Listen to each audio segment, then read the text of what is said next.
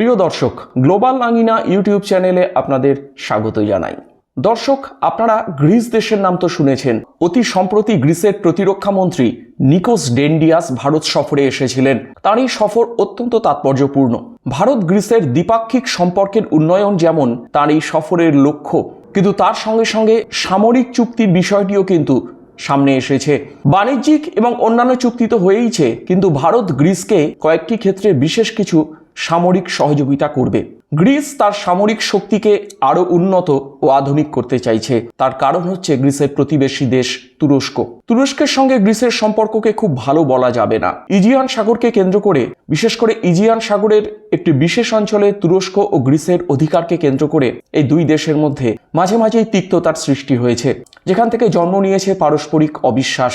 আজেরবাইজান, তুরস্ক এবং তাদের সঙ্গে পাকিস্তান যোগ দিয়ে একটি ত্রিশক্তি অক্ষ তৈরি হয়েছে, যেটা কিনা পশ্চিম এশিয়া বা দক্ষিণ পূর্ব ইউরোপ অঞ্চলে একটি উত্তেজনাকর পরিস্থিতির জন্ম দিতে চলেছে।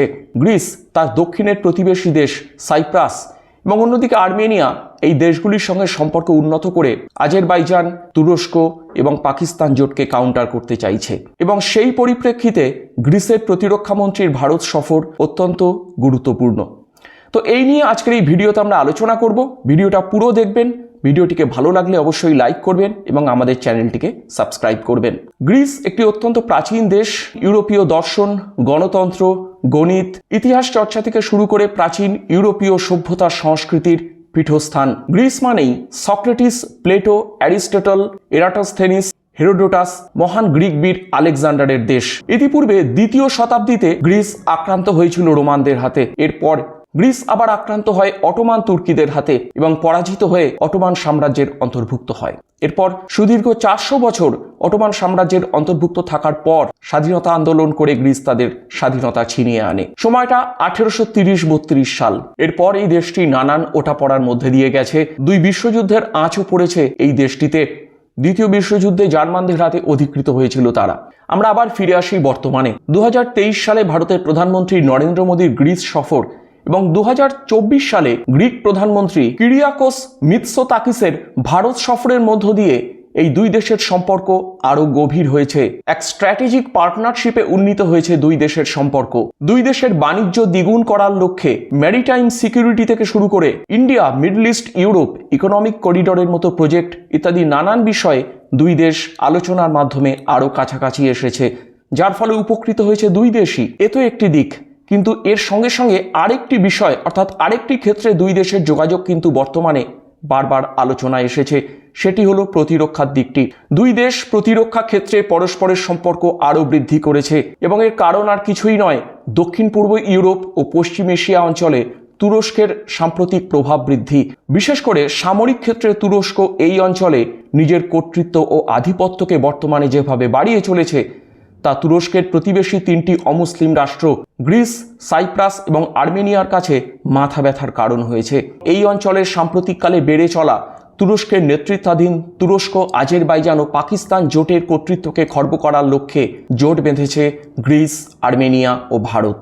9 ফেব্রুয়ারি 2026 গ্রিসের প্রতিরক্ষা মন্ত্রী নিকোস দান্দিয়াস ভারতে পৌঁছে ভারতের প্রতিরক্ষা মন্ত্রী রাজনাথ সিং এর সঙ্গে বৈঠক করেন। তার এই সফরে গ্রিসের প্রতিরক্ষা মন্ত্রী ভারতের বিভিন্ন প্রতিরক্ষা উৎপাদন কেন্দ্র যেমন পরিদর্শন করেন, তেমনি এজেন্ডা 2030 রিফর্মস এবং ভারতের আত্মনির্ভর ভারত প্রোগ্রামের মধ্যে সহযোগিতা বৃদ্ধির উপরে জোর দেন। দুই দেশের দুই প্রতিরক্ষা মন্ত্রী শান্তি, স্থিতিশীলতা, পারস্পরিক সম্মানের ভিত্তিতে স্ট্র্যাটেজিক পার্টনারশিপকে আরও এগিয়ে নিয়ে যাওয়ার কথা ব্যক্ত করেন। দুই দেশ জয়েন্ট ডিক্লারেশন অফ ইন্টেন্ট স্বাক্ষর করেছে, যেটি দুই দেশের প্রতিরক্ষা শিল্প সহযোগিতাকে গভীর করার জন্য একটি 5 বছরের রোড ম্যাপ তৈরি করবে। এর মাধ্যমে গ্রিস এবং ভারত এই দুই দেশের প্রতিরক্ষা বাহিনী এবং প্রতিরক্ষা শিল্পের মধ্যে সম্পর্ক ও সহযোগিতা বৃদ্ধি পাবে। এছাড়া 2026 সালের জন্য বাইল্যাটারাল মিলিটারি কোঅপারেশন প্ল্যান বিনিময় করা হয়েছে, যাতে মিলিটারি এনগেজমেন্ট, ট্রেনিং এক্সচেঞ্জ এবং যৌথ অনুশীলনের কথা বলা হয়েছে। বলা বাহুল্য, ভারত এবং গ্রিসের মধ্যে স্বাক্ষরিত এই সমস্ত প্রতিরক্ষা চুক্তি দুই দেশের প্রতিরক্ষা শিল্পকে আরও মজবুত করবে। প্রতিরক্ষা শিল্প সহযোগিতার মাধ্যমে এই দুই দেশ যৌথভাবে অস্ত্রশস্ত্র নির্মাণ করবে। ইন্ডিয়ান ওশান বা ভারত মহাসাগর অঞ্চলে ভারতের ইনফরমেশন ফিউশন সেন্টারে গ্রিস তাদের একজন প্রতিনিধিও নিয়োগ করবে এছাড়া ইন্দো প্যাসিফিক রিজিয়নেও গ্রিস তাদের উপস্থিতি বাড়াবে বলে ভারতকে জানিয়েছে। এছাড়া সাইবার সিকিউরিটি, ম্যারিটাইম সিকিউরিটিতে দুই দেশ পরস্পরের মধ্যে আরও যোগাযোগ বাড়াবে।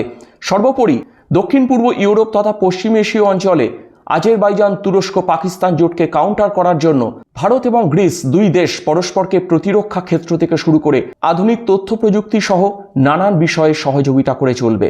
এখন আমরা দেখব ভারত গ্রিসের এই সমস্ত প্রতিরক্ষা চুক্তির ফলে ভারতের দিক থেকে কি কি লাভ হওয়ার সম্ভাবনা আছে। ভারত গ্রিসের প্রতিরক্ষা চুক্তির ফলে গ্রিসে ভারতের অস্ত্র রপ্তানি বাড়বে, যেটা কিনা আমাদের মেক ইন ইন্ডিয়া ইনিশিয়েটিভকে আরও বুস্টিং দেবে। কারণ ভারতবর্ষ শুধুমাত্র একটি অস্ত্র আমদানিকারক দেশ নয়, বরং একটি অস্ত্র রপ্তানিকারক দেশ হয়ে উঠতে চাইছে। ভারত গ্রিসকে ইউরোপিয়ান গেটওয়ে হিসাবে ব্যবহার করে দক্ষিণ পূর্ব ইউরোপের মধ্য দিয়ে পশ্চিম ইউরোপের বিভিন্ন দেশের সঙ্গেও তার বাণিজ্যিক সম্পর্ককে উন্নত করতে পারবে। রিজিওনাল সিকিউরিটির পাশাপাশি মধ্যপ্রাচ্য ও ভারত মহাসাগরীয় অঞ্চলে এর ফলে ভারতের উপস্থিতি আরও মজবুত হবে। দুই দেশের মধ্যে স্বাক্ষরিত হওয়া বিভিন্ন বাণিজ্য ও প্রযুক্তিগত চুক্তির ফলে দুই দেশেই কর্মসংস্থান সৃষ্টি হবে, যার ফলে উপকৃত হবে তরুণ প্রজন্ম। এক কথায় গ্রিসের প্রতিরক্ষা মন্ত্রীর ভারত সফর শুধুমাত্র একটি সফর নয়, দুই দেশের দ্বিপাক্ষিক সম্পর্কের উন্নয়ন ঘটবে এই সফরের ফলে নিঃসন্দেহে। কিন্তু দক্ষিণ পূর্ব ইউরোপ কিংবা পশ্চিম এশীয় অঞ্চলে আজেরবাইজান, তুরস্ক ও পাকিস্তান জোটকে কাউন্টার করার ক্ষেত্রে ভারত গ্রিসের পারস্পরিক সহযোগিতা এবং এই দুই দেশের সঙ্গে আর্মেনিয়াকে সামিল করে পাকিস্তান, তুরস্ক, আজেরবাইজান জোটকে কাউন্টার করবে। যে পাকিস্তান, তুরস্ক, আজেরবাইজান জোট দক্ষিণ পূর্ব ইউরোপ ও পশ্চিম এশিয়া অঞ্চলে একটি ইসলামিক সামরিক জোট কিংবা ভবিষ্যতের ইসলামিক ন্যাটো গঠনের প্রক্রিয়াকে কাউন্টার করবে। তো আজকের ভিডিওতে আপাতত এইটুকুই। ভিডিওটি যদি ভালো লেগে থাকে অবশ্যই লাইক করবেন, আমাদের চ্যানেলটিকে সাবস্ক্রাইব করবেন। দেখা হবে পরের ভিডিওতে।